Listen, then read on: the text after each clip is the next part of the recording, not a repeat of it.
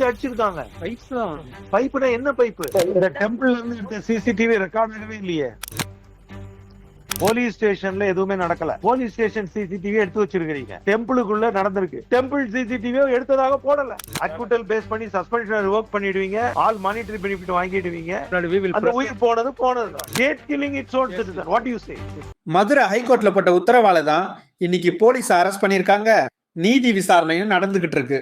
இதுக்கு முக்கிய காரணமே இந்தியன் கான்ஸ்டிடியூஷன்ல இருக்க ஃபண்டமெண்டல் ரைட்ஸ் தான். ஆமாங்க, இந்தியாவில் இருக்க நம்ம ஒவ்வொரு குடிமகனோட ஃபண்டமெண்டல் ரைட்ஸ் மீறப்படும் போது பாதிக்கப்பட்டவங்களே நேரடியா உயர்நீதிமன்றத்திலையும் சரி உச்சநீதிமன்றத்திலையும் சரி வழக்கு தொடுத்து உரிய நீதியை பெறலாம்.